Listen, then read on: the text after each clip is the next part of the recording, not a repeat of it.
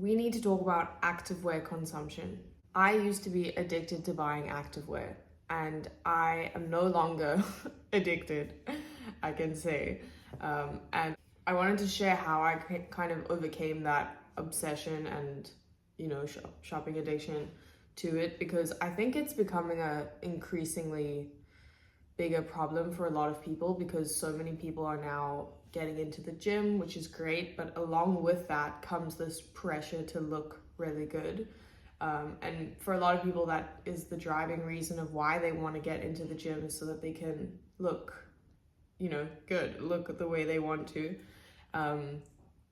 But I think it's so important to talk about the fact that you do not have to buy new activewear to fulfill your goals or to achieve the look that you want to achieve.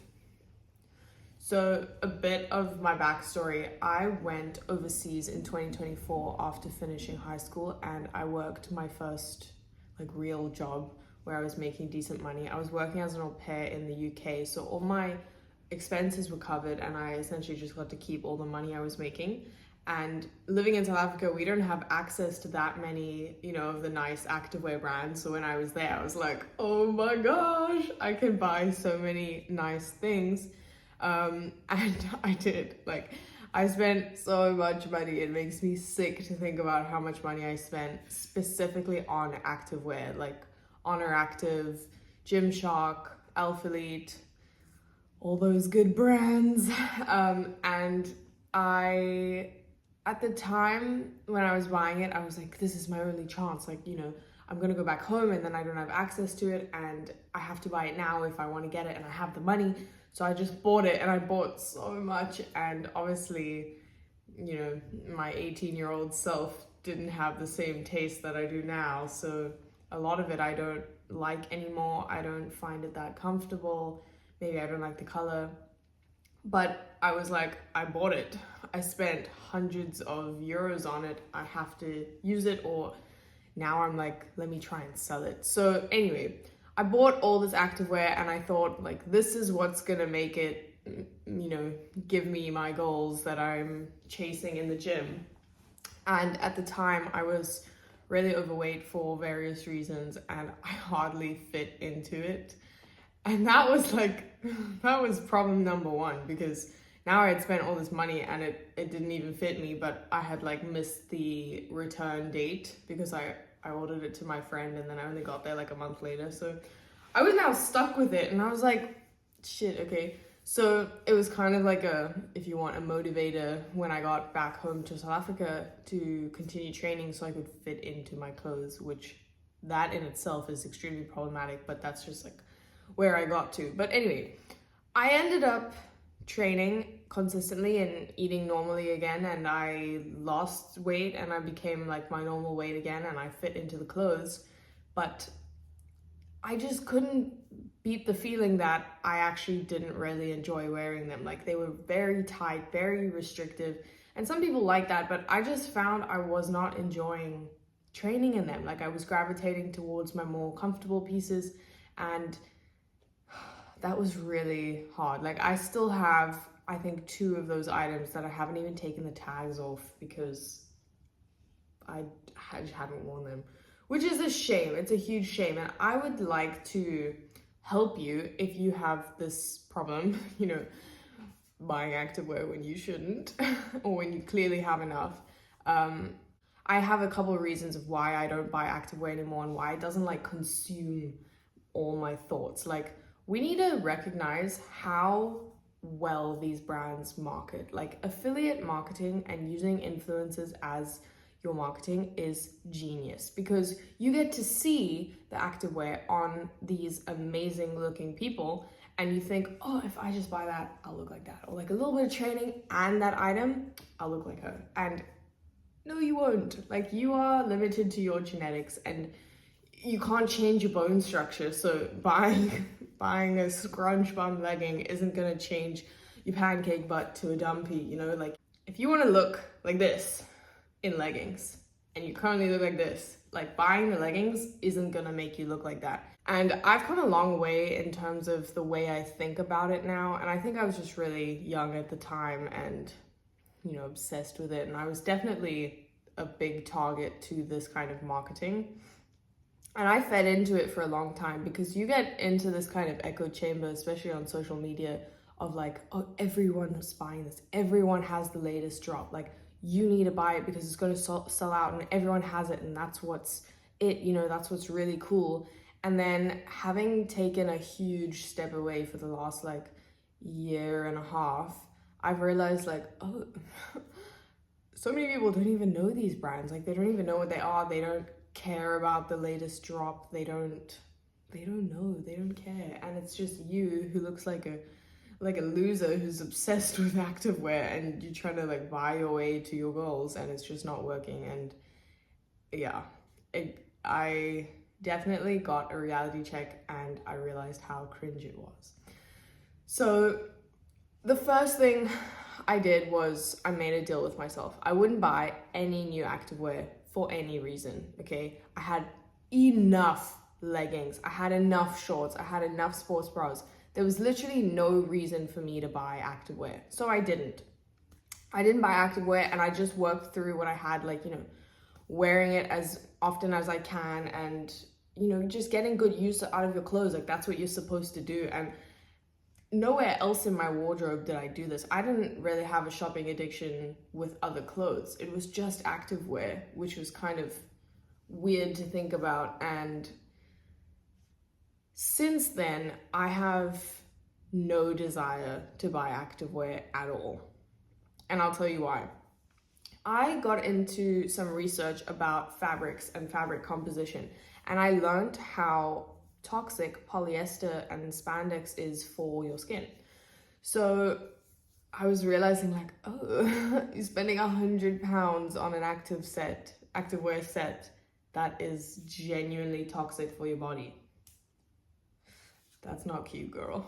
That's not hot. That's like, that's embarrassing. That's bad. Like, so I got into toxicology, and I started reading more and more about it, and about the fabrics and the dyes and how it impacts your body, because I have polycystic ovarian syndrome, and that is why I gained a lot of weight in the first place. So when I got back home, I saw a dietitian, and she helped me eat in accordance with the PCOS. And that helped me lose a lot of weight, but I was also researching what can affect that. And obviously, well, it may not be obvious. A lot of people don't know, but endocrine disruptors are a big impact in how your body functions, how it gains or loses weight. Like, if you are being impacted by many endocrine disruptors, you can have increased fat gain, decreased muscle gain, infertility, skin problems, health problems. You can develop so many conditions, and I didn't want to treat my PCOS with medication. So I was very much looking into how my environment affects my body. And I train a lot, so I was in activewear a lot, and because I bought so much of it, I was basically just wearing it all the time. And continuous and repetitive exposure to harmful chemicals and materials is not good for your skin. Your skin is your body's biggest organ, and anything you put on it, it absorbs. So you are absorbing like trace microplastics, endocrine disruptors, and especially with polyester, when you sweat in it, when you're exercising in it, it heats up the material, and that releases a lot of those chemicals, and it's really bad. So I realized, okay, I'm spending a hell of a lot of money on clothes that will not last, because these are not high quality fabrics. The fabrics are low quality, so why am I spending so much money on them? And last of all, I have enough. Buying the It Girl leggings are not gonna make me have the It Girl legs, Only training consistently and my genetics will allow for that to happen. So this is where we're at. I no longer buy activewear, and if I do, I try and get it secondhand.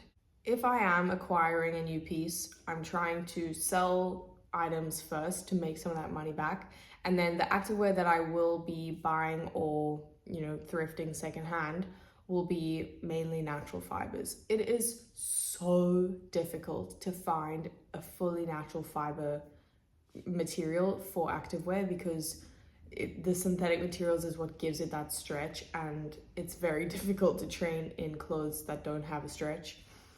You know, if you want like form fitting, like if you want leggings without a stretch, like good luck. Or it's really expensive, like again, hundreds of dollars for a pair of leggings. Like I can't afford that, and I don't want to be wasting my money on that. So for the most part, I just wear like cotton pants. I do still wear sports bras because because I don't have other, you know, cotton bras, and I don't want to just rush into buying stuff. If you find a problem, the way to fix it is not by buying a whole lot of new things. Please don't do that.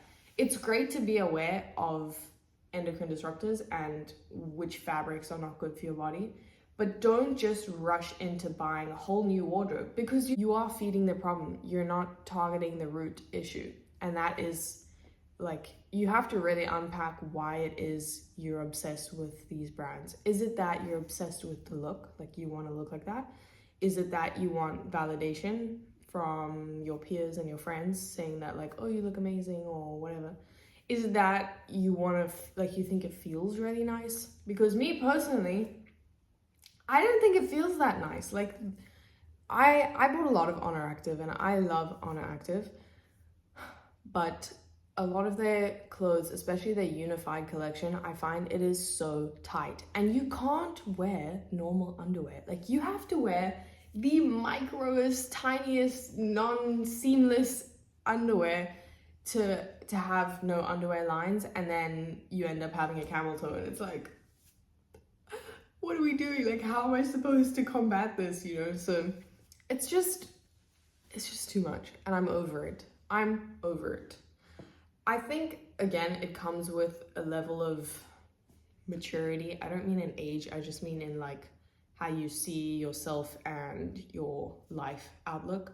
So I have shifted my goals from like chasing these kind of meaningless things like having a big bum or being able to squat this amount to shifting it to longevity. So in 50 years, am I going to be able to, I don't know, run down the road? Can I pick up heavy things? Will I be able to get out of bed and walk around and have full control over my body? Because living in a multi-generational home, like I live with my parents and my grandfather, we can see how you age. And if you're not taking care of your body throughout the years, and that means weightlifting, mobility, cardiovascular health, if you're not taking care, and obviously diet, but I'm mainly talking about fitness here.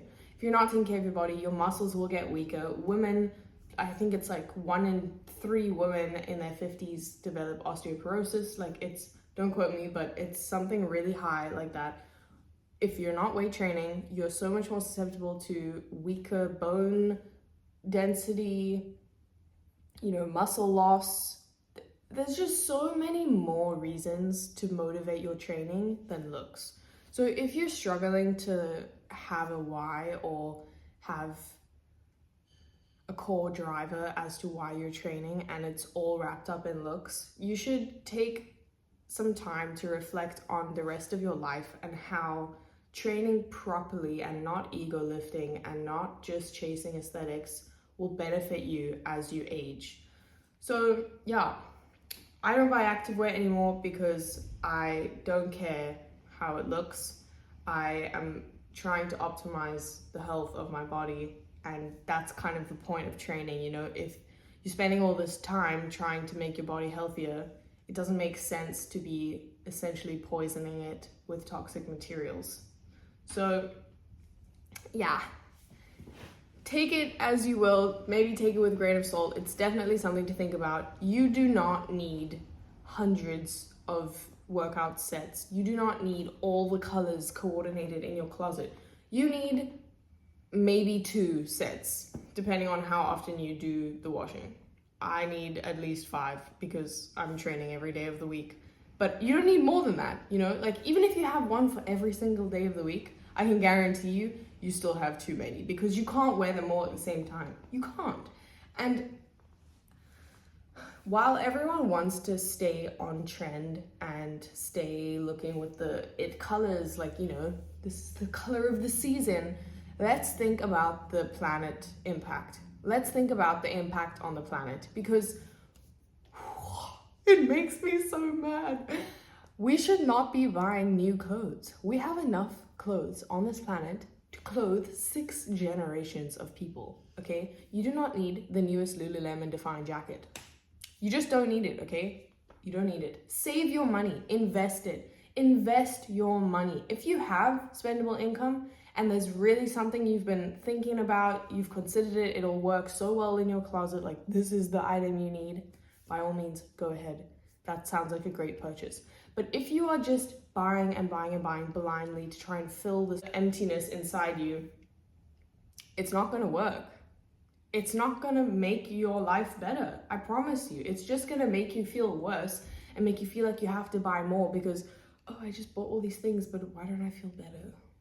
Maybe I need to buy more. No, you need to reflect. You need to go inwards and figure out what it is that is making you want to buy these things. Like, figure out where in your mind you think you lack and do the work to build up your self-confidence and really realize what it is that you need to change, because I can guarantee you it's not buying more activewear. And the last thing I did that really helped, I muted every single account of activewear promoters on my Instagram. I do not see any activewear content anymore. If you are constantly being fed, oh, this is the latest drop, oh look, try on a haul with me, I don't know, this week's capsule, like, you are gonna be thinking about it all the time. Like, you are what you consume. And if you are constantly consuming promotional activewear content, you are going to be obsessed with activewear and you're just going to want to buy it. And you're going to think like, oh, it doesn't really matter how much money I'm spending on it because I really want it. And you, like, marketing is so clever. They really go into the psychology behind why humans, especially women, want to buy things and attain things.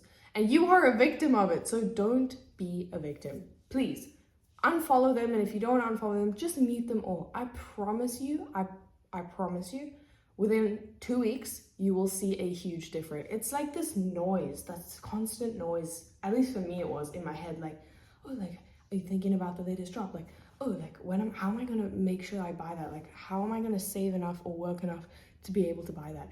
And it's just insane. It's insane. And when you finally, like, get away from it and get some space from it, you will realize how cringe it is and, like, how crazy you used to be.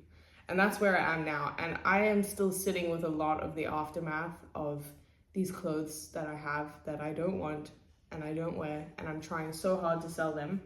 And yes, I am selling a couple of them, but it's not for all the money I spent on them, you know. If anything, it's like maybe half. So if you can, try and sell as much of it as you can. Then if you can't, try and give it to your friends and family before donating it. Because most donated clothes don't get rebought. They get shipped to other countries and end up in landfills, and then that pollutes our waterways and our oceans and our soils. Like, it's just terrible. So don't do it. You have enough. You are enough. You don't need to buy more clothes. And if you do, like, see if you can buy from a friend. Because what other people don't want might be something you want. So just think about your impact on the planet and your impact on yourself. Save your money, invest your money. Don't spend it on activewear. It's not worth it. If in 5 years, think about the last 5 years. Is there something you bought 5 years ago that you still wear consistently to this day? I will be impressed if you can name one thing. So just think about it that way. Like, is something you're buying now going to last you many years? And that is where I've shifted to now. I'm looking at longevity. I'm looking for my whole lifespan, how my health is going to develop over time, how I can support my body while it ages, how I can, you know, invest as much money as I can while still being comfortable, because, you know, we all want to be comfortable, but you really need to look at what is actually necessary and what is just, you know, a product of great marketing. So yeah, a lot of thoughts, very all over the show. I hope you were able to follow my train of thought. I am very passionate about this topic because it affected me so much and I didn't realize it at the time. So yeah, in the age of restock my closet with me, be the one who is wearing clothes for the next 10 years. Think about the planet, think about your own life, think about how much that money will be better spent in an investment for your future. Yeah, thanks for watching this video. Subscribe if you want to hear more of these crazy thoughts. Yeah, have a great day. Bye.